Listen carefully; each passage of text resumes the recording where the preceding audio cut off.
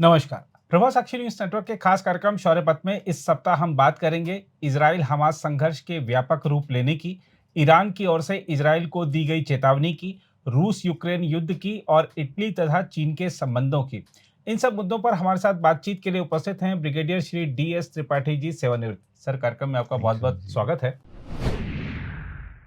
Sir, Golan Heights पर हमले के बाद इजराइल ने हिजबुल्लाह कमांडर को मार गिराया। साथ ही ईरान में हमास के मुखिया इस्माइल हानिये की हत्या का आरोप भी इजराइल पर लगा है। क्या आपको लगता है कि इजराइल हमास संघर्ष अब और भीषण रूप ले सकता है? नीरज जी, देखिए, हमें इसमें 10वां महीना चल रहा है जी जो इजराइल और हमास का जी युद्ध है। और दो या तीन इम्पोर्टेंट बड़ी चीज़ें हुई हैं। जी एक जो सबसे इम्पोर्टेंट चीज़ थी वो है नेतन्याहू की विजिट, जी जो गए थे अमेरिका में। जी और आपको याद है, पिछली बार जब हम लोग इस पर चर्चा कर रहे थे जी तो हमने कहा था कि सिर्फ वो वहाँ कांग्रेस को एड्रेस करने नहीं गए हैं, जी वहाँ उनके मिलिट्री जो पेंटागन के लोगों से भी मिले हैं। जी बाकी जो अभी प्रेसिडेंट हैं जो बाइडेन, उनसे मिले हैं। जी अब नॉमिनेटेड है कमला हैरिस, उनसे भी मिले थे वो। जी ट्रम्प से भी मिले हैं। जी तो बाकी कई लोगों से मिले हैं। तो सिर्फ ये नहीं होता कि बस एड्रेस करके आ गए या दो चार बातें की। जी तो उस समय भी हमें लगा था कि जब वो आएंगे तो कोई ना कोई और एक्शन तो होगा ही। जी वो हम लोगों ने बात की थी। जी दूसरी इंपॉर्टेंट चीज हुई कि हिजबुल्लाह ने ऐसी एक चीज की जो कि वास्तव में एक्सपेक्टेड नहीं था कि फुटबॉल मैच के दौरान गोलान हाइट्स में वो जो है वहाँ पर अटैक करेंगे और 12 बच्चे मारे जाएंगे। जी जो वो लोग खुद नहीं हो, जिसका विरोध करते हैं कि सिविलियंस को के ऊपर नहीं कोई हार्म होनी चाहिए, उनके ऊपर टारगेट नहीं होना चाहिए। इजराइल को ब्लेम करते हैं कि सिविलियंस को मार रहा है। जी तो वो चीज़ें कि सिविलियन जाने गई, जो अभी हम तो 40,000 के आसपास पहुंच गए हैं लगभग। और वही चीज़ इन्होंने खुद की वहाँ पर। जी और तीसरी जो चीज़ थी वो हमास की थी जी कि हमास अभी भी मतलब कहते हैं कि वो पूरी तरह उन्होंने ख़त्म तो नहीं किया। और फिर जो दो एक्शन उन्होंने आने के बाद लिए, पहला तो इन्होंने हिजबुल्लाह का जिस उनका मिलिट्री कमांडर था जी जिसने कि ये हमला करवाया था, उनके हिसाब से उसको उन्होंने पिन पॉइंट करके और बेरूत में उसको मारा है। जी और इन्होंने कहा कि वो एक्चुअली उनका मिलिट्री विंग का हेड था। जी और यही नहीं, वो जो है उनका जो ऑपरेशन सेंटर है उसको भी देखता था हिजबुल्लाह का। जी तो उसको उन्होंने टारगेट किया वहाँ पर, क्योंकि बहुत ज़्यादा विरोध हो रहा था इस चीज़ का। बच्चे जो इनके मारे गए हैं, और आप लोगों ने देखा ही है कि वहाँ के लोग कह रहे थे जी कि वो उनका तो कुछ नहीं हो रहा है, इनके बच्चे तो बिल्कुल सेफ हैं जी नेतन्याहू के, जी और हमारे बच्चे एक्चुअली यहाँ युद्ध में मारे जा रहे हैं, लड़ रहे हैं। जी तो ये भी चीज़ वहाँ आ रही थी। जी तो ये अटैक उस बेसिस पर हुआ। जी और तीसरा हम देख ही रहे हैं कि हिजबुल्लाह जो हमास का जो चीफ है, उसको ईरान में इन्होंने मारा है, हानिया को। तो ये तीन घटनाएं हुई हैं जो कि बहुत मेजर घटना में इनको मानता हूँ। उनका अमेरिका का दौरा भी और ये दोनों। नाउ अगर इसको आप देखें तो हिजबुल्लाह से लड़ाई तो पुरानी है, कोई नई चीज़ नहीं है हिजबुल्लाह से। और इसकी मैं ये कहूँ कि हिजबुल्लाह तो शुरू से काफ़ी सालों से इनका चलता आ रहा है, कुछ ना कुछ इनके बीच में कुछ कभी फायरिंग करते हैं, कभी कुछ गोले आ जाते हैं। लेकिन हिजबुल्लाह ने जो अभी किया, उसने भी ऐसे नहीं किया। उसको पता था कि अगर वो करेगा तो इसका तो ज़रूर उनके ऊपर उसका बदला लेंगे नेतन्याहू या पूरा इजराइल लेगा। तो मैं नहीं कहूँगा कि उन्होंने ऐसे बिना अनजाने में कर दिया। और ऐसी चीज उन्होंने की जिनको पता था कि उन्होंने मिलिट्री पे, तो उन्होंने गोलान हाइट्स में हमला किया ही था, पहले भी किया था। और गोलान हाइट्स के बाद देखिए उन्होंने उनके जो मिलिट्री हेडक्वार्टर्स पर किया, इनके जो सर्वेलेंस वाली जो इनकी कहते हैं उसमें आया था कि खुफिया जगह थी, वहाँ भी हमला किया। तो वो चीज़ तो चलिए मान सकते हैं कि इन्होंने टारगेट किया जो मिलिट्री वो था, जहाँ से उनको भी नुकसान हो रहा था। बट ये जो बच्चों वाला किया उन्होंने प्ले फील्ड में फुटबॉल मैच के दौरान, ये तो जो है एक ऐसी चीज़ थी जो कि कोई भी इसको नहीं मानता, इसको जरूर बदला लेता जी। और उन्होंने यही किया।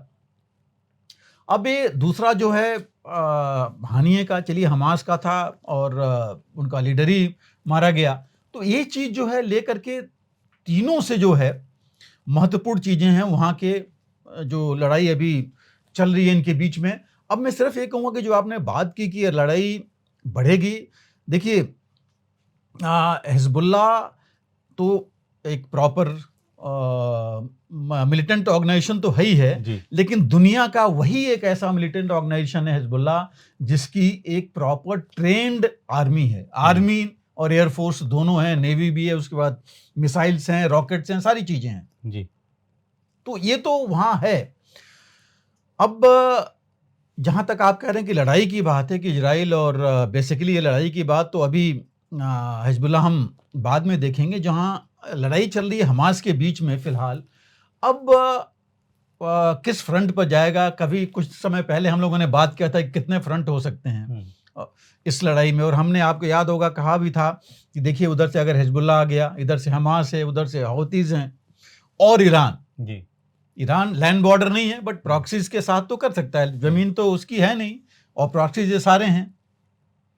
तीसरी एक और चीज मैं इसमें ऐड करना चाहूंगा, हमने पहले भी इसमें बात की थी कि चीन का इन्वॉल्वमेंट। चीन ने देखिए अभी कुछ दिन पहले ही जो ये 14 ऑर्गेनाइजेशंस थे फिलिस्तीन के, इनके जो फिलिस्तीनी की 14 ऑर्गेनाइजेशंस थे, खास करके हमास और जो फतेह, जो कि दोनों एक दूसरे के अपोजिट थे, ये आपस में ही इनकी नहीं बनती थी, ये एक दूसरे के अगेंस्ट थे, क्योंकि हमास ने वहां का कंट्रोल लिया हुआ था गाजा का और फतेह चाहता था उसको इन्होंने आपस में मिलाया। दो मेन जो थे उनको और 14 ऑर्गेनाइजेशन से मिल गए। इसका मतलब एक कलेक्टिव फाइट लग रहा था कि चीन ने इनको मिलाया है। तो एक वो भी इसमें अंदेशा आ रहा था कि भाई क्या चीन इनको मदद करेगा अगर मिलाया है। हालांकि चीन ने ऐसा नहीं कुछ किया, ना कोई डेट दी, ना कोई ये बोला कि वो मदद करेगा। उन्होंने कहा कि सिर्फ इकट्ठा किया है। इकट्ठा करने का मतलब क्या है कि कलेक्टिव कर रहे हैं आप, और ये पूरे ऑर्गेनाइजेशन तो इजराइल के खिलाफ ही है बिल्कुल, और इजराइल की मदद कर रहा है अमेरिका या जो यूरोपियन देश हैं। तो एक ये भी एंगल आ रहा था कि ये सब मिलकर के क्या एक साथ लड़ाई करेंगे। और देखिए इतनी आसान भी नहीं है, क्योंकि एक साथ लड़ाई करेंगे तो एक साथ कमांडर कौन होगा, उनकी किसकी बात कौन सुनेगा, क्या चीजें हैं। तो ये कई चीजें हैं जो कि ये चल रहा था इसमें। और जहां तक आगे बढ़ने का सवाल है, देखिए नेतन्याहू ने तो बड़ा साफ कर रखा है। पीस प्लान की अगर हम बात करें जो बाइडेन ने दिया था, उस पीस प्लान में आपको याद होगा कि नेतन्याहू ने आज तक कंफर्म नहीं किया है। पहले भी नहीं किया था, अभी भी नहीं किया था। और जबकि ये न्यूज आ रही थी कि हमास ने जरूर एक्सेप्ट कर लिया, उसने बोला कि हाँ हम पीस प्लान को एक्सेप्ट करेंगे। कुछ पॉइंट उन्होंने अपने दिए थे और इनके कुछ पॉइंट थे, खास करके उनका मेन पॉइंट था कि सीज फायर बिल्कुल होना चाहिए कंप्लीट, बजाय कि फेजेस में हो। नेतन्याहू ने पूरा एग्री नहीं किया था। उनका ये कहना था कि हम अपना जारी रखेंगे हमास के खात्मे तक, और अभी तक उन्होंने कंफर्म नहीं किया था। और अभी भी वो कह रहे हैं कि हम तो खात्मा करके रहेंगे, और वो अपने हिसाब से कर रहे हैं। शुरू में अगर आपको याद हो, उस समय भी उन्होंने कहा था कि जहां भी हमास होगा, उसकी लीडरशिप होगी, हम उसको खत्म करेंगे। और ये कोई नई बात नहीं है, पहले से भी करते रहे हैं। आप देखिए 1996 से आइए, 2004 2000 से जो भी इनके लीडर्स आते रहे हैं, कहीं ना कहीं उनको इन्होंने खत्म किया है। मेरे ख्याल से 5 या 6 इन्होंने, और हिजबुल्लाह के अगेंस्ट देखिए अभी उनके भी कमांडर्स को इन्होंने मारा है। ये लड़ाई हम लोग पहले भी डिस्कस किए थे कि हमने पहले भी कहा था अपने असेसमेंट में कि इतनी जल्दी खत्म नहीं होने वाली है, और अभी भी नहीं लगता कि ये जल्दी खत्म होगी जिस तरह से चल रहा है। अमेरिका जरूर कह रहा है कि वो जो है चाहता है कि पीस प्लान आए, लेकिन आप बताइए पीस प्लान को डिस्कशन होते हुए 3 महीने हो गए, अभी कोई चीज आगे नहीं बढ़ पा रही है। तो ये लड़ाई चलेगी, हाँ, और घातक हो सकती है। इस वजह से हो सकती है क्योंकि हमास को भी बहुत बड़ा झटका लगा है कि उसका जो चीफ है हानिये मारा गया। हालांकि सिनवार यहाँ पर है, हानिये देखिए था वो 1986-7 से ज्वाइन किया था उसने, जब वो कॉलेज था उसी टाइम से, और आगे आकर के 2006 में वो ज्वाइन तो कर लिया था, 2006 में वो आगे आया क्योंकि वो पहले से वही कहता था कि हमको एक पॉलिटिकल पार्टी बननी पड़ेगी, खाली मिलिट्री विंग रह के उससे कोई फायदा नहीं होगा। तो 1996 में एग्री कर गए थे हमास के लोग कि हम पॉलिटिकली जाएंगे, और 2006 में इलेक्शन जीते और ये 2007 में बन गया था प्राइम मिनिस्टर खुद ही। उसके बाद जब गाजा में एक्शन हुआ इजराइल का 2017 में, ये वहाँ से गाजा से निकला था और बेसिकली कतर में ज़्यादा आके रह रहा था। तो लेबनान कतर इनके बीच में वो आता जाता था कह रहे हुए भी, और उसी वजह से वो जो है पीस मीटिंग्स वगैरह में कतर में रह रहा था, उसमें जाता रहता था जी। लेकिन देखिए इजराइल ने उसको वहाँ नहीं कुछ किया कतर में जी, क्योंकि कतर भी सारा इनका इलाका है, जहाँ के इनके साथ पीस मीटिंग्स अगर वहाँ करते तो और मुश्किल हो जाता। बिल्कुल। तो जहाँ ये वहाँ पहुँचा उन्होंने उसको मारा। अब जो बढ़ने की बात करना है ईरान का, अब ईरान देखिए आज की तारीख में बहुत बड़ी एक धक्का है ईरान के लिए जी। राष्ट्रपति उसका मारा गया जी, किसने मारा ये नहीं पता है ना, उन्होंने कुछ बोला जी। इजराइल का भी, इजराइल तो अभी भी नहीं बोल रहा है, उसने अभी भी इनकी बात नहीं की जी। उस समय भी राष्ट्रपति के बाद ये राष्ट्रपति का शपथ ग्रहण है जी, और उसी रात को इसको मारा है जी। उससे पहले इसके जो आर्मी कमांडर्स को मारा था, उससे पहले डेमस्कस में इसमें जो इन्होंने 2 इनके जनरल्स को मारा था जी सीरिया में जी। तो वो तो इन्होंने जो चाहते थे चुन के इन्होंने किया जी, अपनी चीजें की, लेकिन इन्होंने कहीं नहीं बोला कि हमने कुछ किया है, अभी भी नहीं बोला है जी।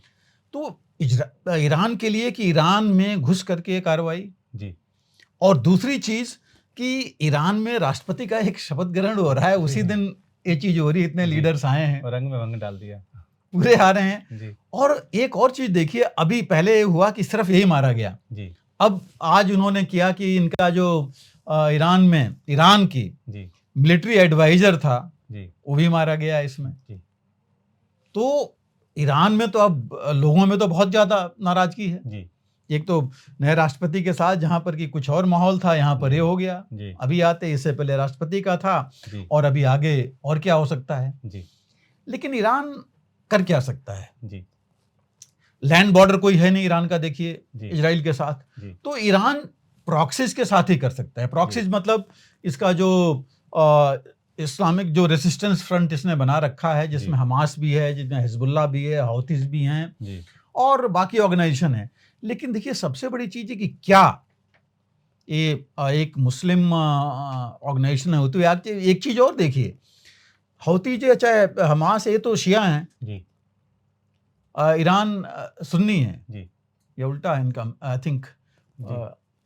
इन दोनों को एक साथ आना भी बहुत बड़ी बात है जी, ईरान सुन्नी होते हुए। लेकिन अब जो है, क्या ईरान अगर मिलिटेंट ऑर्गेनाइजेशंस को प्रॉक्सी बनाएगा तो क्या आईएसआईएस और अलकायदा को भी जीवित करेगा जी? वो मतलब उनको डाउन तो हैं, उनको नीचे तो हो गए, बट वो मरे नहीं है अभी भी, बिल्कुल आग तो उनकी है। वो कहीं ना कहीं आईएसआईएस या अलकायदा कहीं ना कहीं कुछ ना कुछ कर रहे हैं, तो ये भी एक बहुत बड़ा एंगल है जी। तीसरा, और क्या कर सकता है वो? बाय एयरक्राफ्ट, स्पेस, उससे कर सकता है, या नेवल जी। यही 2-3 चीजें हैं वो कर सकता है। लेकिन क्या अकेले वो करेगा जी? अगर करता है तो फर्क पड़ेगा, और इसका फर्क बहुत ज्यादा पड़ेगा। मेडिटेरेनियन सी में, रेड सी में अगर मान लीजिए ब्लॉकेड हो जाए जी, वहां अगर ट्रांसपोर्टेशन और सी रूट्स में ब्लॉकेड आ जाए तो क्या होगा? इनका भी नुकसान होगा, दुनिया में भी नुकसान होगा, तो खुद को इनका भी नुकसान होगा जी।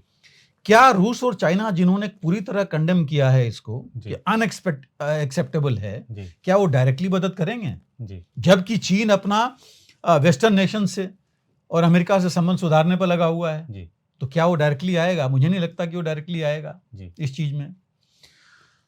तीसरी चीज, ये सब करने के बावजूद, क्योंकि मैं दोबारा कह रहा हूं कि इजराइल ने अकेले तो किया नहीं है जी, अमेरिका ने जरूर सीआईए और मोसाद दोनों का मिलकर काम है, तो क्या एक मैसेज नहीं गया है, चीन को मैसेज देने की कोशिश नहीं है जी कि हम तो ये करेंगे, तुम्हारे अगर मेडल करोगे मिडिल ईस्ट या अरब तो हमारा इलाका है, जी तुम इसमें आओगे तो ये चीज़ हम करेंगे, हमें होने नहीं देंगे जो तुम चाहते हो कि हम आकर के अपने इसमें हमारे जो अपोनेंट्स हैं जी हमास और इनको इकट्ठा करें, मिलाएं। तो एक छोटा सा मैसेज मुझे लग रहा है, छोटा सा क्या मैं कहूँगा एक बड़ा मैसेज ये भी है इसमें। तो ईरान मुझे लगता नहीं कि ओपन आएगा, बट प्रॉक्सी जो इनके थ्रू तो कार्रवाई करेगा, क्योंकि नहीं करेगा तो उसकी छवि बिल्कुल जो थोड़ी बहुत थी भी वो भी खत्म हो जाएगी जी उस इलाके में। जी बिल्कुल। तीसरी चीज देखिए, एक और चीज देखना पड़ेगा, न्यूक्लियर एंगल जी, जिसको हम भूल नहीं सकते जी, क्योंकि इजराइल भी अनडिक्लेयर्ड न्यूक्लियर पावर है जी, हम लोग अभी भी कह रहे हैं कि उसके पास 45-50 जो भी न्यूक्लियर रेट्स हैं। ईरान लगभग स्टेज 5 तक पहुंच गया, आखिरी स्टेज में पहुंच गया था जी, तो बनाने को भी बना सकता है जी, अगर उसको नॉर्थ कोरिया और पाकिस्तान और बाकी जो है नेचुरली वही मदद दे रहे थे जी। तो एक ये भी चीज है, लेकिन ये खुल के नहीं आएगा, बिकॉज ईरान को भी पता है जी कि अगर वो एंगल की बात करेंगे तो बहुत मुश्किल हो जाएगा जी उसके लिए जी, क्योंकि उस समय चीन और रूस भी मुझे नहीं लगता कि उसको सपोर्ट कर पाएंगे इस एंगल पर। लेकिन अगर ये बात होती है जो हम लोग कहना शुरू किए हैं कि वर्ल्ड वॉर क्या हो सकता है और आखिरी जीते जी क्या ना करे, तो ये भी एक एंगल है जो कि देखना पड़ेगा। लेकिन इस एंगल में पलड़ा हमेशा इजराइल का भारी होगा जी। तो एक ये भी चीज है, लेकिन ये लड़ाई जो है अब इतनी जल्दी खत्म नहीं होने वाली है और इस वजह से चलती रहेगी क्योंकि आग जो है अभी ईरान में तो चली गई जी, अब लेबनान में भी चला गया जी। हालांकि लेबनान में हिजबुल्लाह अभी भी कह रहा है कि अगर पीस प्लान मान लेता है इजराइल तो हम जो है पूरी लड़ाई नहीं चाहते। इजराइल भी कह रहा है कि हम पूरी लड़ाई नहीं चाहते जी। लेबनान की गवर्नमेंट ने हिजबुल्लाह को बोला है कि भाई जो भी रिटेलिएशन हो कंट्रोल्ड होना चाहिए जी, क्योंकि हिजबुल्लाह तो अपनी उसमें है, उनके गवर्नमेंट रादर वही चला रहा है। तो इन सब चीज़ों को देख के लगता है कि ये आग तो सुलगती रहेगी, रिटेलिएशन होगा जी, क्योंकि इजराइल नेतन्याहू को भी अभी इस एक को मारने से थोड़ी बहुत इजराइल में उनके मतलब 7 लोग आए हैं, नहीं तो उनके खिलाफ ज्यादा चल रहे थे जी। तो ये मुझे नहीं लगता कि इस तरह ईरान सीधा कुछ कर पाएगा, बट प्रॉक्सीज के ही थ्रू करेगा। मिसाइल्स और बाकी चीजें उसने पहले करके देख रखा है कि इससे बहुत फर्क नहीं पड़ना है। दूसरा, अमेरिका ने ऑलरेडी अपनी प्रेजेंस बढ़ा दी है, मेडिटेरियन से लेकर के नेवल प्रेजेंस जो है बढ़ा दी है जी। अभी भी देखिए उसी इलाके में मिडिल ईस्ट में 12 बेसेस हैं अमेरिका के, तो ये नहीं कि बिल्कुल खाली है अमेरिका जी, और ईरान मनमानी कर लेगा, तो मुझे नहीं लगता इतना ज्यादा होगा।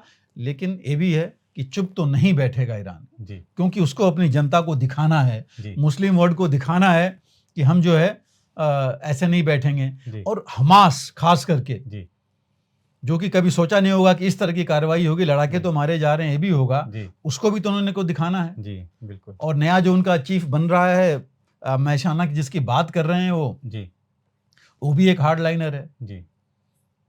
तो ये अब चलता रहेगा, लेकिन हाँ ये और थोड़ा भीषण हो सकता है और इजराइल को मुसीबत में इस तरह से डाल सकता है कि अब उसको फ्रंट इधर लेबनान की तरफ भी देखना पड़ेगा, इधर हमास ही है जी। और इसके प्रॉक्सीज अगर होती जाते हैं जी, और ईरान भी अगर कुछ नेवी मेडिटेरियन सी, रेड सी में या मिसाइल्स की कार्रवाई करता है, तो उसका जो है उसके लिए उसको तैयार रहना पड़ेगा। तो उसको और ज़्यादा रिसोर्सेज से लेके हर एक चीज़ अपनी लगानी पड़ेगी। एज इट इज ने अब मोबिलाइजेशन और कर लिया है इजराइल ने, तो ये जरूर भीषण युद्ध होगा जी, लेकिन बहुत फैलेगा नहीं। मैं नहीं हुआ कि पूरे मिडिल ईस्ट में बाकी सारे कंट्रीज इसमें नहीं टूट पड़ेंगे, क्योंकि वो भी रुक करके अभी देख रहे हैं। सर, ईरान के सर्वोच्च नेता खामेनी ने इजराइल से हमास नेता इस्माइल हनिये की हत्या का बदला लेने का संकल्प लिया है। क्या आपको लगता है कि ईरान अब इस लड़ाई में सीधा कूद सकता है, क्योंकि उसने वो लाल झंडा तो लगा दिया है, तो उससे वो लाल झंडे का मतलब जो है कि युद्ध का संकेत है? बिल्कुल अनिल जी, हमने थोड़ा बहुत तो इसको कवर किया था जी जी। देखिए, ईरान अपने आप को पोजीशन कर रहा था पूरे मिडिल ईस्ट में as a leader of Islamic countries and एक तरह से सेवियर ऑफ मिडिल ईस्ट जी इस हालत में करके कि उसको अपने आप को दिखा रहा था कि हमारी वजह से जी अमेरिका डायरेक्ट एक्शन नहीं कर पा रहा है किसी के ऊपर जी और वो अपने आप को दिखा रहा था कि हम उसके जो प्रॉक्सीज हैं खास करके देखिए हमास, हिजबुल्ला, हौतीज और जो इस्लामिक रेजिस्टेंस फ्रंट बना रखा था इजराइल के अगेंस्ट, उसमें और भी हैं 3-4 छोटे मोटे ऑर्गेनाइजेशंस, इनको लेके वो चल रहा था और इनकी डायरेक्ट इसके कॉन्टैक्ट थे जी तो बड़ा क्लियर था कि उनको टेक्नोलॉजी दे रहा है, उनसे हथियार सप्लाई कर रहा है, उनकी ट्रेनिंग कर रहा है। अब देखिए हिजबुल्ला जैसे ऑर्गेनाइजेशन जिसकी लाख से ऊपर की संख्या है, आप देखिए ये ऑर्गेनाइजेशन जो एक मिलिटेंट ऑर्गेनाइजेशन है, ओनली मैं कहूँगा मिलिटेंट ऑर्गेनाइजेशन है जो प्रॉपर आर्मी एयरफोर्स ने भी रखा हुआ है और इसने बल्कि ट्रेनिंग की है पाकिस्तान के साथ, नॉर्थ कोरिया के साथ, रूस के साथ, ईरान के साथ, ये लोग एक्सरसाइजेस किए हैं। तो आप समझ सकते हैं कि किस लेवल पर वो हैं इनका। हौतीज का हम देख ही रहे हैं कितना ज़्यादा वो कर रहे हैं रेड सी में, वो भी इन्हीं के हैं प्रॉक्सी। अब ईरान को सबसे बड़ा धक्का देखिए लगा था पहले तो जब मिसाइल वॉरफेयर हुआ था, उससे पहले अगर आप जाइए तो ईरान जानता है कि इजराइल उसके ऊपर इलेक्ट्रॉनिक वॉरफेयर तो काफ़ी कर चुका है, जब उसकी पूरी ग्रिड उसने बंद कर दी थी, जब उसकी न्यूक्लियर साइट पर भी उन्होंने इजराइल ने इलेक्ट्रॉनिक वॉरफेयर से आक्रमण किया था। तो ये सब चीज़ें उनको पता हैं। मिसाइल्स जब उन्होंने दागी थी, सारी मिसाइल्स लगभग एक भी नहीं पहुंची इजराइल में और इजराइल की पहुंच गई ईरान में, तो उनको ये भी कैपेबिलिटी पता है इजराइल की। रादर मैं कहूँगा इजराइल और अमेरिका मिल करके, ईरान के चारों तरफ अमेरिकी बेसेस हैं जो इनके, चाहे वो नेवल कहिए, एयरफोर्स और इसके कतर में तो सबसे बड़ा बेस है अमेरिका का, इजिप्ट में है, जॉर्डन में है, सीरिया में है, तो हर जगह अमेरिका के बेसेज हैं। तो ईरान वैसे भी घिरा हुआ है, लैंड बॉर्डर है नहीं इनका। लेकिन जो ईरान को सबसे बड़ा धक्का है वही कि ये मैंने कहा था, जैसे देखिए EW से उसने अटैक कर दिया था, कुछ भी कर सकता है उनके ऊपर। राष्ट्रपति मारे गए, उनको नहीं पता कि कैसे क्या हुआ, ब्लेम तो वैसे बोलते रहे दबे मुंह कि इजराइल ने किया है। उससे पहले उनका जो एक जनरल अमेरिका ने ही मारा था, जिसकी काफ़ी चीज़ें चलती रही, बट उसके बाद भी ईरान कुछ कर नहीं पाया बदला लेने के लिए। और जो अभी हुआ वो तो बहुत बड़ा हुआ। इस बीच शायद पाकिस्तान से ही बदला लिया था वो एक, देखिए पाकिस्तान से उन्होंने किया, हाँ इस बीच में पाकिस्तान से उन्होंने किया था, लेकिन पाकिस्तान ने भी उनके ऊपर कर दिया। जो मिसाइल उन्होंने दागा था कि यहाँ पर जो है मिलिटेंट्स हैं बलूचिस्तान में, तो ये दोनों ने वहां पर, पाकिस्तान ने भी उनके पलट के किया और फिर आपस में इनके बातचीत भी हो गई। तो एक कुछ मतलब कुछ हासिल नहीं हुआ, न पाकिस्तान को न ईरान को। लेकिन ईरान की देखिए कैपेबिलिटी, ईरानी जो रिपब्लिकन गार्ड्स है उनकी कैपेबिलिटी काफ़ी है, ऐसा नहीं कहते कि नहीं है। लेकिन सबसे बड़ा सवाल है कि इसके पॉसिबिलिटीज क्या हैं, कर क्या सकता है ईरान। जैसे हमने कहा जो प्रॉक्सीज है उनके साथ कर सकता है, लेकिन क्या है, और जो हमने पहले बात की थी कि जो अल-कायदा और बाकी ISIS हैं, क्या उनको भी अब आगे ले आएगा या कोई और बनाएगा। लैंड बॉर्डर नहीं है तो एयर और सी से करेगा, मिसाइल से, may be electronic warfare, artificial intelligence, ये सब लेके कर सकता है। और एक चीज़ जो ये कर सकता है कि जो इजराइल के एम्बेसीज हैं, इजराइल के लोग जो बाहर हैं उनके ऊपर कार्रवाई कर सकता है। अक्सर होते रहते हैं वो किसी कंट्री में हो, चाहे इस्लामिक कंट्री हो, चाहे बाहर हो, वहाँ ये कार्रवाई कर सकता है। लेकिन उसके लिए इतना आसान भी नहीं है। वो करेगा तो जिस देश में करेगा वो जो है फिर ईरान के साथ उनकी मतलब ब्लेम करेगा उसको, वो फैसिलिटीज नहीं मिलेंगी। तो कुछ चीज़ें हैं, लेकिन हाँ करने के लिए तो कर सकता है, उसमें कुछ ये ऐसी चीज़ है नहीं। ओपन तो कर नहीं सकता कि सीधा टारगेट करे नेतन्याहू या किसी और को, वो चीज़ नहीं हो कर सकते हैं। उनको भी पता है कि आयरन डोम से लेके बाकी जितनी मिसाइल्स हैं, तो मुझे लगता है कि मैक्सिमम कार्रवाई ये करेंगे प्रॉक्सीज के थ्रू। जैसे मैंने कहा हौतीज का है, वो मेडिटेरेनियन या रेड सी में कर सकते हैं या बाहर भी कर सकते हैं। इजराइल इंटरेस्ट जो शिपिंग या बाकी चीज़ें बाहर हैं, इजराइल के ऊपर अंदर जो है ये भेज सकते हैं अपने प्रॉक्सीज, जी, जो अंदर जा करके इजराइल के और वहां पर कुछ ब्लास्ट या बाकी चीजें नुकसान पहुंचाएं। और मुझे लगता है कि ये इजराइल का जो कमांड सेंटर है, कंट्रोल सेंटर है, मिलिट्री बेसेस हैं, उसको ये टारगेट करना चाहेंगे कि वो टारगेट करें कि कोई मैसेज जाए कि वो ये कर सकते हैं, क्योंकि अभी तक तो यही जा रहा है कि वो कुछ नहीं कर सकते जी। तो ये कुछ चीजें हैं जो ये कर सकते हैं, लेकिन उनको देखना पड़ेगा कि क्या इस वजह से डायरेक्टली अमेरिका के उसमें तो नहीं आएंगे जी। कि यूएस भी अगर इन्वॉल्व हो गया तो उनके लिए और मुश्किल हो जाएगा। जी। चीन और रूस मुझे लगता नहीं कि इतने लेवल पर सपोर्ट करने आएंगे जी। हालांकि उनसे उनकी दोस्ती तो है, लेकिन इस चीज में लगता नहीं है कि वो डायरेक्टली आके इन्वॉल्व होना चाहेंगे जी। तो इस समय जो अभी के हालात हैं उस हिसाब से गुस्सा तो बहुत है ईरान में, लेकिन वो कहते हैं ना, वो हाय हाय जो करते हैं वो मेरे ख्याल से उतने तक ही रहेगा जी। क्योंकि कैपेबिलिटी आज की डेट में उनके पास नहीं है जी। आगे बढ़ा सकते हैं जी। प्रॉक्सीज मैं कह रहा हूं अभी भी उनको भेज के वो कर सकते हैं, बट ये प्रॉक्सीज कितना करेंगे, फिर ये करेंगे और फिर इजराइल अगर इसी तरह बदला लेगा जी। तो फिर तो उनको और मुश्किल होगा जी। तो इसको देख करके, लेकिन ये बात जरूर है कि ये जंग जो कहते हैं, आप कहिए कि मेंटल वॉरफेयर, जो आर्टिफिशियल इंटेलिजेंस ले लीजिए, मैंने कहा साइबर, एयर, ये सब चीजें तो बढ़ेंगी जी। अब इजराइल के एयरक्राफ्ट को अगर वो मिसाइल से डिस्ट्रॉय कर देते हैं तो भी एक ऑप्शन है उनके लिए, वो कह सकते हैं कि हमने ये किया जी। क्योंकि हानिये, देखिए हानिये को अमेरिका ने भी टेररिस्ट डिक्लेयर किया हुआ था जी। और वो मतलब गाजा से तो खुद ही बाहर चला गया था 2017 से जी। वो जानबूझ के गाजा में नहीं था कि गाजा में रहेगा तो मारा जाएगा जी। तो 2017 से शनिवार को वहाँ कमांडर बना करके, जी। शनिवार कमांडर था आज हमास का वहाँ पर गाजा में, और ये खुद ही कतर में और बाकी में 2-3 देशों में घूमता रहता था अपने को बच करके। जी। तो अभी जाना एक देखिए बहुत बड़ी चीज़ है, इसमें कोई दो राय नहीं है कि ये बहुत बड़ा काम हुआ है। जो कहा तो ही जा रहा है कि ये मोसाद और CIA मिलके किए हैं, बिकॉज पिन पॉइंट ऐसे करना और बिल्कुल उसी जगह पर जाना, प्लस इजराइल का भी कमांडर मारा गया।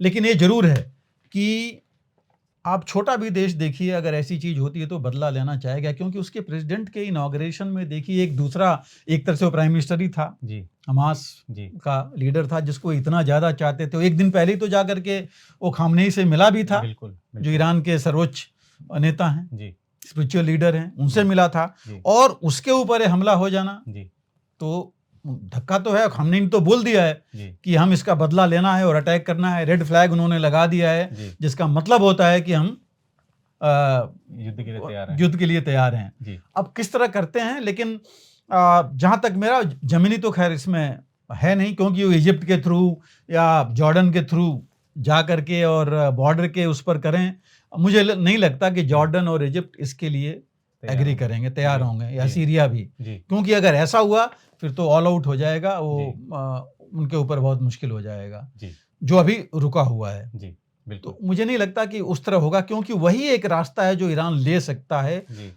सीधी जंग के लिए जी। तो वो चीज नहीं होगी, लेकिन हाँ बदला तो ईरान भी लेगा, हो सकता है कुछ समय बाद ले जी, या जैसे हमने कहा कि एरिया ले अपने प्रॉक्सीज भेज करके करेगा, लेकिन करेगा जरूर बदला। सर, रूस ने यूक्रेन पर ड्रोन हमले तेज कर दिए हैं। इस बीच यूक्रेन के विदेश मंत्री ने चीन का दौरा कर चीनी विदेश मंत्री और राष्ट्रपति को अपने देश आने का निमंत्रण दिया है। खबरें हैं कि भारतीय प्रधानमंत्री भी यूक्रेन दिवस पर कीव की यात्रा कर सकते हैं। क्या यूक्रेन अब भारत और चीन के करीब जाकर रूस को राजनयिक रूप से घेरना चाह रहा है? नीरज जी, बड़ी स्थिति दोनों युद्ध की अब थोड़ी अलग होती जा रही है। आप इजराइल की तरफ भी देखिए, वहाँ कुछ अलग हो रहा है जी, जैसे हिजबुल्ला और उधर हानिये के साथ हुआ जी। और यहाँ पर भी चीज थोड़ी सी बदल रही है जी। और बदलने की देखिए थोड़ा सा बैकग्राउंड भी आप देखेंगे आज की डेट में। मैं पहले इस पर देखते हैं कि हो क्या रहा है वहाँ। जो परसों रात की जिसकी आप बात कर रहे हैं, ड्रोन युद्ध की जी, पूरी लड़ाई में जो तीसरा साल है, इनमें सबसे ज्यादा ड्रोन्स रूस ने यूक्रेन के ऊपर, कीव के ऊपर बल्कि, और भी 5-6 शहरों के ऊपर भेजे। 90 से ज्यादा ड्रोन एक साथ गए हैं वहाँ। और इनमें से यूक्रेन का कहना है काफी मार गिराए हैं। मैं देख रहा था एसोसिएटेड प्रेस राइटर्स ने तो यही बोला कि 30 के आसपास, उन्होंने 80 बोला है, लेकिन 30 के आसपास 30-35 इन्होंने गिराए हैं। और वो कह रहे हैं कि मैक्सिमम मार गिरा है, बट कई गिरे हैं और हमें डैमेज दिखाई पड़ा वहाँ। और खुद कह रहे हैं कि आज तक वहाँ के लोगों का, वहाँ के मेयर का कहना था कि आज तक इतने ज्यादा ड्रोन्स एक साथ नहीं आए। तो ये जो अटैक किया है, और अभी हर जगह रूस एयरक्राफ्ट कम भेज रहा है, क्योंकि उसे कुछ एयरक्राफ्ट गिराए भी गए हैं, मिसाइल से अटैक कर रहा है, रॉकेट से कर रहा है, आर्टिलरी जहां से पॉसिबल है वहां कर रहा है। और अभी देखिए 2-3 जगह पर उसने फोकस कर लिया है। खार्किव के पास वो चाहता है कि और नजदीक पहुंचे, कि आर्टिलरी के बिल्कुल रेंज में आ जाए वो डायरेक्ट। अभी थोड़ा सा दूर है वहां से, मेन बड़ी आर्टिलरी से तो फायर कर ही रहा है। और तो वो जो है और नजदीक जा रहा है डोनेस्क रीजन में भी, और 2-3 जगह से मतलब वो इसके ऊपर, यूक्रेन के ऊपर आगे बढ़ने की कोशिश कर रहा है, और धीरे धीरे कुछ कुछ जगह ले भी रहा है, जो कि आप वेस्टर्न मीडिया में नहीं आ रहा है। जो यूक्रेन का जहां तक है, उसने ये जरूर बोला है कि एक एयरक्राफ्ट मार गिरा है, जो कि अभी उसकी पूरी पुष्टि नहीं हुई है कि गिरा कि नहीं गिरा है। दूसरा, यूक्रेन अभी हाल में देखिए उसने अपने हमले इसके लॉजिस्टिक्स पर और मिलिट्री इंस्टॉलेशन पर कर रहा है।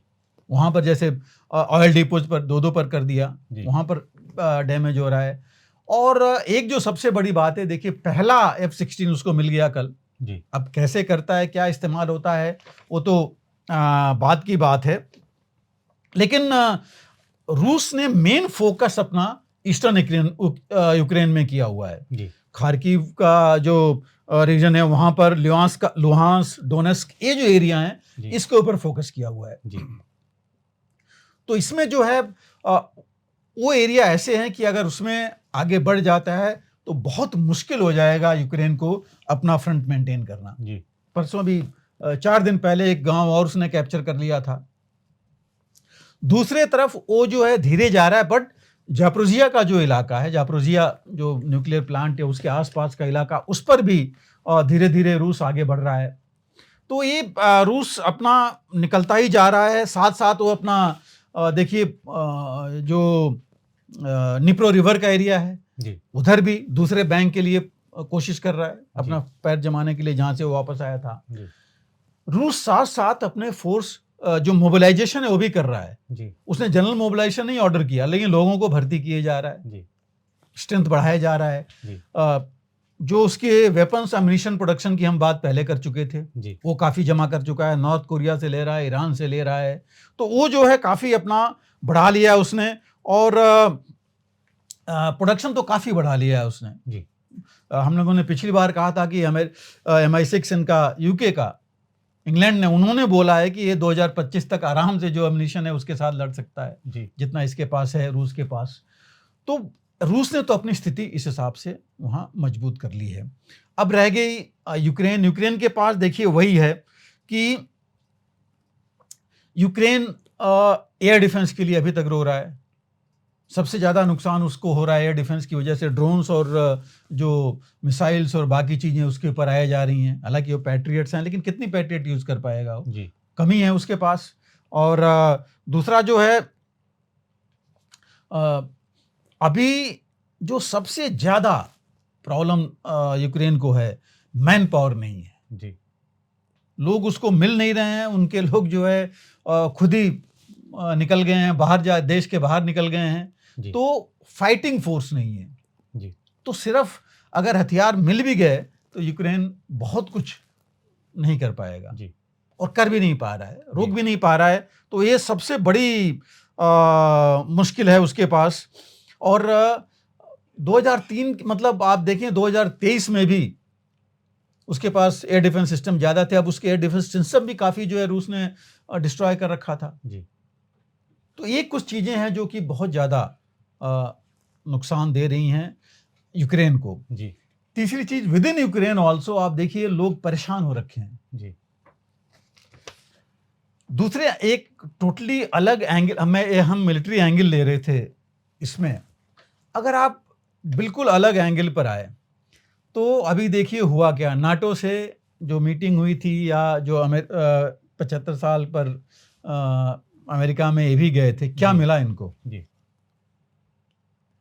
आश्वासन मिला जी, इतने का $1 बिलियन का एड देंगे 1.2, अब उसमें से आप 80% तो उधर ही चला जाता है उन्हीं की कंपनीज को और बाकियों को। जी, लेकिन जो सबसे बड़ा जो इनको जेलेंस्की को लग रहा है, सबसे बड़ी सोच उनकी यही है और उनको तकलीफ है कि अगर सरकार बदल जाती है अमेरिका में, फिर क्या होगा? बिल्कुल, क्योंकि उन्होंने देख लिया जो बाइडन तो ठीक है आ रहे थे, जी, अब अगर ट्रंप आते हैं जो अब चल रहा है वहां पर, और ट्रंप के जो रनिंग मेट हैं, जो वाइस प्रेसिडेंट कैंडिडेट हैं वांस, उन्होंने ऑलरेडी बोल रखा है कि यूक्रेन में कितना क्या होता है हमको बहुत ज्यादा उससे फर्क नहीं पड़ने वाला। जी, पूरा यूरोप सोच रहा है कि अगर ट्रंप आ गए तो इनको मुश्किल हो जाएगी, उतना सपोर्ट नहीं मिलेगा। जी, तो अभी देखिए एक बहुत बड़ी प्रॉब्लम इनको उससे भी है, इस जो माहौल चल रहा है अमेरिका का या नाटो का वहां। जहां तक बाकी का सवाल है, देखिए अभी नाटो में भी राइटिस्ट आ रहे हैं, वो कह रहे हैं कि हमारा इतना ज्यादा क्यों पैसा इनके लिए जा रहा है यूक्रेन के लिए। जर्मनी जो कि पूरी मदद के लिए तैयार है, लेकिन वो भी चीन से संबंध सुधारने में लगा हुआ है। इटली संबंध सुधारने में लगा हुआ है चीन से। तो अगर ये सारे इस तरह की माहौल बन रहा है तो परेशानी की चीज तो है जेलेंस्की के लिए। तो वो चाहेंगे क्या? मुझे लग रहा है कि देखिए जेलेंस्की भी, मुझे लग रहा है कि अब वो भी, जैसे मैंने कहा था बहुत पहले, वॉर फटीग सबको आ रही है। बिल्कुल, लड़ाई से थक चुके हैं, रूस रुक नहीं रहा है जो ये सोच रहे थे, नुकसान इनका ज्यादा हो रहा है। तो मुझे लग रहा है कि ये भी कुछ मूड में है, ये सोच रहे हैं कि कोई ना कोई पहल हो, जो इन्होंने एक पहल शुरू कराई थी शांति प्रस्ताव के लिए या शांति के लिए, जो स्विट्जरलैंड में मीटिंग हुई थी, कि और लोगों को जोड़ो जो मेन प्लेयर्स हैं, बिकॉज उस मीटिंग से तो कुछ नहीं निकला। तो अब वो मेन प्लेयर्स के पास जाना चाहते हैं, चीन के पास, भारत के पास, बाकियों को उन्होंने देख लिया कि इनसे भी मिलकर देखा जाए कि कुछ इससे फर्क पड़े। जहां तक आपने बात की इनके फॉरेन मिनिस्टर को, यूक्रेन के जो गए हैं अभी चीन में, आई थिंक 24 को गए थे। तो वो जो है, ऐसा नहीं कि पहली मीटिंग है, इनकी मीटिंग पहले भी हुई है, जो ये लोग मिलते रहे हैं, G7, G27, बाकी G20 वगैरह, बाकी उसमें 20 में तो खैर यूक्रेन ने आए नहीं थे। और इसमें जो है देखिए मुख्य चीज, शायद युद्ध के समय में पहली बार गए हैं। हाँ, युद्ध के समय पहली विजिट है इनकी, पूरे 3 सालों में पहली विजिट है। देखिए हालत ये थी कि जेलेंस्की, मैं कहूँगा एक्चुअल वर्ड है कि तकलीफ में थे, क्योंकि इनके जो एम्बेसडरियल स्टाफ है चीन में, उसको भी बीजिंग में कोई नहीं पूछ रहा था, उनको एक्सेस नहीं मिल रहा था इनसे। आपको याद होगा कि जब ये स्विट्जरलैंड में मीटिंग शुरू हुई थी, 90 देशों को इन्होंने बुला रखा था, उस समय जेलेंस्की ने ही स्टेटमेंट दिया था कि चीन और उसके जो ब्यूरोक्रेसी है वो इसको बाकी देशों को रोक रही है इसमें आने के लिए। उनका खुद का स्टेटमेंट था ये। उन्होंने कहा हमारे जो स्टाफ है उनको उनसे मिलने नहीं दिया जा रहा है, चीन के स्टाफ जो ब्यूरोक्रेसी है वो मिलने नहीं दे रही है। तो खुद ही अगेंस्ट थे इसके। तो उन्होंने उस समय स्टेटमेंट दिया था, लेकिन उनको लगा कि बिना इसके आगे नहीं बढ़ पाएंगे, क्योंकि पुतिन और शी जिनपिंग की जो उन्होंने देखा कि उनकी आपस की बातचीत कैसी है, वो भी दोस्त बन गए इंटरनल। तो उनको लगा कि अभी पहल एक होनी चाहिए, और ये पहल लेके वहाँ गए हैं। उन्होंने बोला है कि बातचीत सकारात्मक हुई है, उन्होंने इनवाइट भी किया है चीन के विदेश मंत्री को यूक्रेन में आने के लिए। और चूंकि चीन ने पीस प्रपोजल भी अपना दिया था, जो उन्होंने बोला था कि ठीक है इस पर चल सकते हैं, जिसमें इन्होंने इनका भी लिया था और रूस का भी पॉइंट लिया था। उन्होंने क्लियरली बोला था कि आप रूस को छोड़ करके कोई भी मीटिंग करते रहिए, पीस प्लान का कोई मतलब नहीं है। तो वो चीज़ भी इन्होंने देखी है। और चाइना, देखिए चीन अभी बहुत एक्टिव हो रहा है वर्ल्ड अफेयर्स में आने के लिए, क्योंकि वो सिर्फ इकोनॉमिक पावर नहीं, अभी तक उसको सिर्फ ये बोला जा रहा है कि इकोनॉमिक और इंडस्ट्रियल पावर ही है। अब वो पॉलिटिकल और डिप्लोमेटिक पावर भी बनना चाहता है। आपने देखे कि वो जो है जो पैलेस्टीन के ग्रुप्स थे उनको मिलाया, 14 ग्रुप्स को। उसने सऊदी अरेबिया, ईरान को मिलाया, वहां पर पहल की। तो ऐसे पहल करके वो वर्ल्ड स्टेज पर चीन आना चाहता है। तो अगर वो रूस और इनके बीच में आ गया तो अपने आप को काफी ऊपर ले आएगा। और उस वजह से वो चाहता है कि जो ईस्टर्न नेशंस हैं वहाँ के, मिडिल ईस्ट के हैं, और ग्लोबल साउथ के में भी उसकी जो है थोड़ी पहुंच बढ़े और उसको माना जाए कि ये कर सकता है यहाँ पर। पूरी देखिए इन 3 साल की लड़ाई में एक बार ही जेलेंस्की की और शायद शी जिनपिंग की बात हुई है आपस में, टेलीफोनिक की बात कह रहा हूं मैं, एक बार ही हुई है, उससे ज्यादा नहीं हुई है। तो बहुत ज्यादा इनके बीच में कांटेक्ट नहीं था। लेकिन जब लगा इनको जेलेंस्की को, जो हमने कहा कि कुछ पॉइंट नाटो से भी थोड़ा सा खींचा गया, थोड़ा वो देख रहे हैं कि माहौल बदल रहा है, तो उनको लगा कि अब एक ये भी जरिया देखा जाए, इस पहल से शायद फायदा हो उसका। और इसमें देखिए इतनी आसान भी नहीं है, काफ़ी कुछ करना पड़ेगा, इतनी आसानी से चीज़ आगे नहीं बढ़ सकती है इसमें। और मुझे लगता है कि इनको जो है देखिए चीन तो न्यूट्रल रहा है लड़ाई में, रूस की लड़ाई में, रूस यूक्रेन की लड़ाई में लगभग न्यूट्रल रहा है। उसने नहीं कहा कि मैं लड़ाई का सपोर्ट करता हूँ, वो उसने बोला कि पीस चाहता है, लेकिन उसने कहा कि रूस को भी साथ में लेके चलना पड़ेगा। रूस को नेचुरली वो छोड़ना नहीं चाहता है। लेकिन चीन की भी देखिए इसमें फायदा चाहता है, क्योंकि इस लड़ाई की वजह से चीन का जो इकोनॉमिक और ट्रेड कॉमर्स था वो भी डाउन हो गया है, उसको भी नुकसान हो रहा है। इकोनॉमिक पावर था, सामान बन रहे हैं लेकिन खरीदने वाला कोई नहीं है। नाटो से में देखिए कितना विरोध हो रहा है, इलेक्ट्रिक व्हीकल्स का विरोध हो रहा है। जो जर्मनी वैसे ही बेल्ट रोड इनिशिएटिव से बाहर हो गया, और सामान इनका मतलब एक तरह से बैकआउट ही कहिए कि ले नहीं रहे हैं लोग। जो सी रूट्स हैं, लॉजिस्टिक्स पर बहुत फर्क पड़ा है। तो ये सब चीजें लेकर के नुकसान चीन को भी है।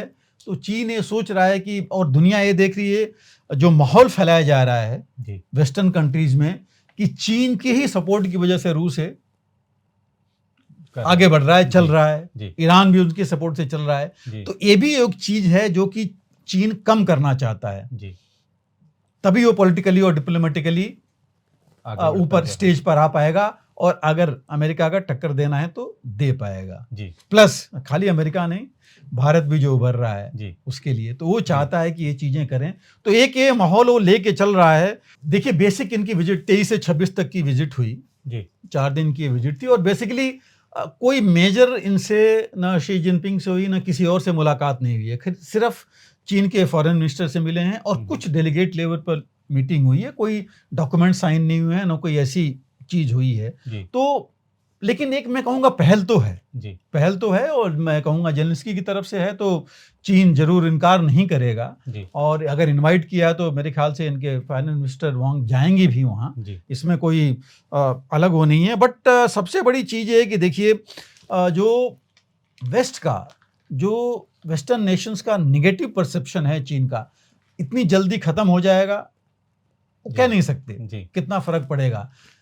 अमेरिका ने जरूर गो अहेड दिया होगा, तभी यूक्रेन के फॉरेन मिनिस्टर आए, नहीं तो ऐसे तो जेलेंस्की अपने मन से तो भेजते नहीं, क्योंकि अमेरिका भी चाह रहा है कि भाई कोई पहल बने कि ये शांति प्रस्ताव ऐसा आया है, लेकिन वो अमेरिका अपनी तरफ से चाहेगा, चीन अपनी तरफ से चाहेगा। तो थोड़ी मुश्किल तो जेलेंस्की के लिए है कि ये जैसा चाहेंगे वैसा नहीं होगा। तो लेकिन मैं ये कहूँगा कि देखिए लॉबिंग तो कर ही रहे हो कि अगर हो सकता है चीन से भी कुछ मिल जाए, लेकिन बहुत कुछ ग्राउंड करना पड़ेगा। शी जिनपिंग और ये आपस में मिल ही चुके हैं, पुतिन, तो क्या शी जिनपिंग और जेलेंस्की की भी मीटिंग हो सकती है? अगर बात बढ़ी तो हो सकता है आगे प्लान कर सके, बट बहुत बड़ा ग्राउंड बनाना पड़ेगा। आखिरी जो चीज आपने इसमें कही, प्राइम मिनिस्टर मोदी की विजिट, तो देखिए आप 2-3 चीजें बड़ी इंपॉर्टेंट है इसमें। G20 की जब मीटिंग हुई थी तो काफी प्रेशर था अमेरिका और नाटो ने की तरफ से, नाटो मीन्स यूरोपियन यूनियन की तरफ से, कि जेलेंस्की को भी बुलाया जाए, क्योंकि जेलेंस्की G7 से लेकर हर एक मीटिंग अटेंड करते रहे हैं जी। लेकिन G20 में उनको नहीं बुलाया गया जी। तो ये एक चीज थी जो कि ये पॉइंट था, बट तो दबा रहा पॉइंट, आगे नहीं आया। बट ऐसा नहीं है कि प्राइम मिनिस्टर मोदी ने बात नहीं की है जेलेंस्की से, जेलेंस्की से बात करते रहे हैं वो बीच में, पीस की भी, बाकी चीजें। आपको याद होगा SCO मीटिंग में उन्होंने बोला था कि युद्ध का समय नहीं है, ये उनके सामने, पुतिन के सामने ही बोला था। तो और हमेशा शांति की बात करते रहे हैं, पहल भी करते रहे हैं।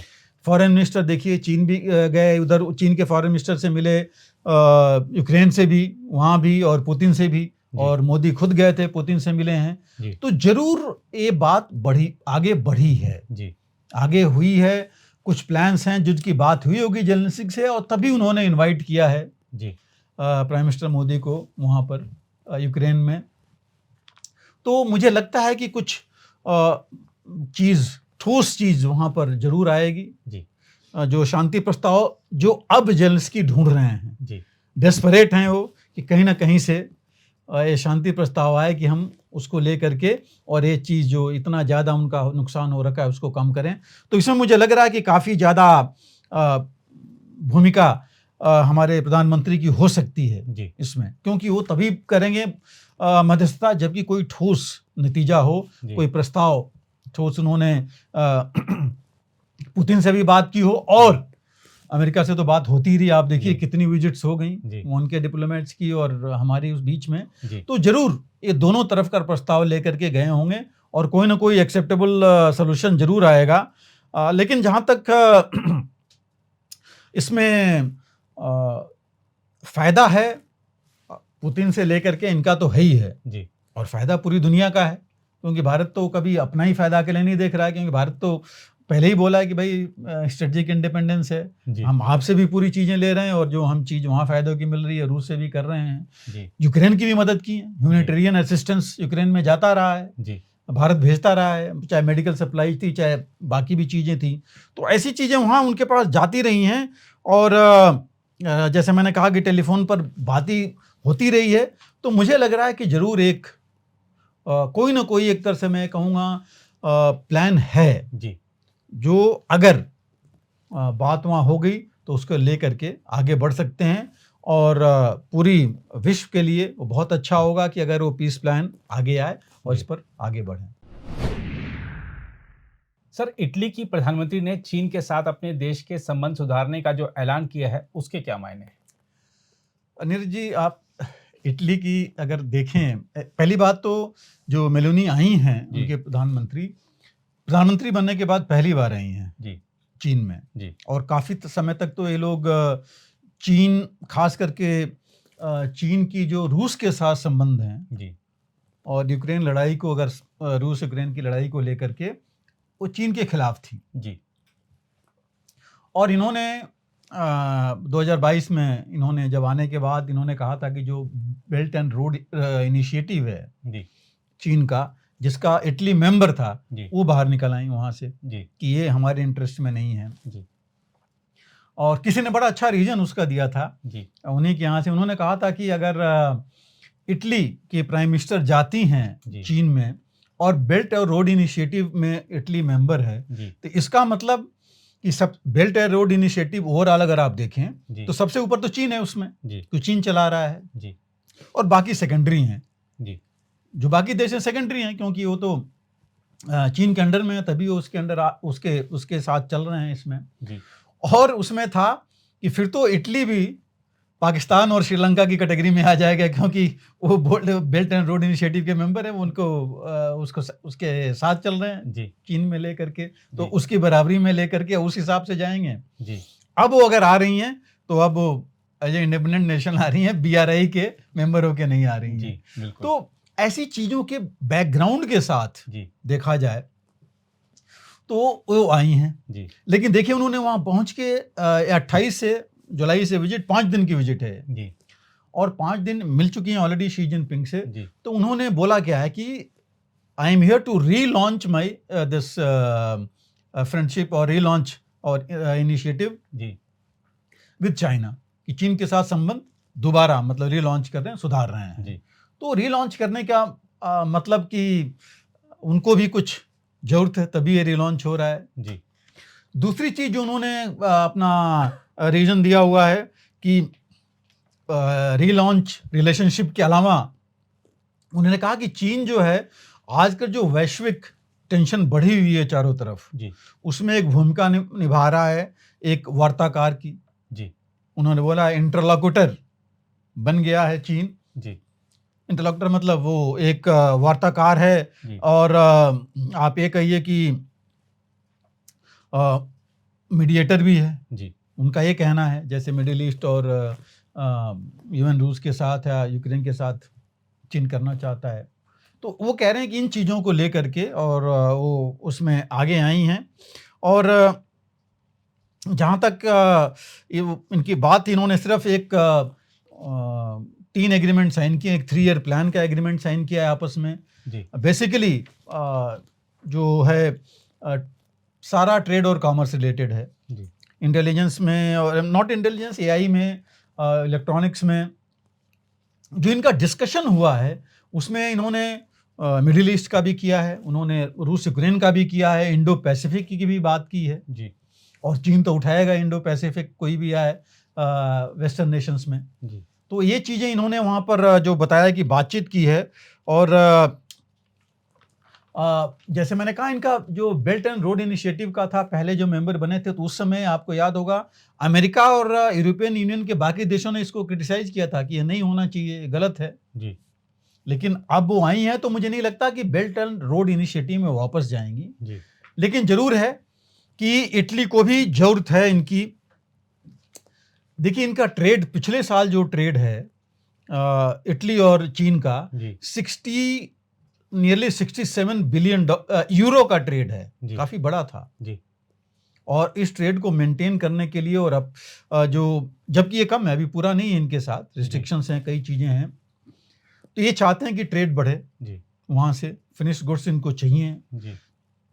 इससे पहले इन्होंने बीआरआई छोड़ने का एक और कारण था, इन्होंने कहा था कि बीआरआई में जो प्रोमिजेस थे, जैसे इंडस्ट्रीज करने के लिए उतना इन्वेस्टमेंट जो इटली में होगा, वो चीज़ें नहीं हुई जी। इसलिए उन्होंने वहाँ छोड़ा। बट मुझे लग रहा है कि इनको भी चाहिए, टेक्नोलॉजी चाहिए, इंडस्ट्रियल आउटपुट चाहिए, रॉ मटेरियल्स चाहिए, तो उसके लिए इनको ज़रूरी है जी। चीन को भी ज़रूरत है।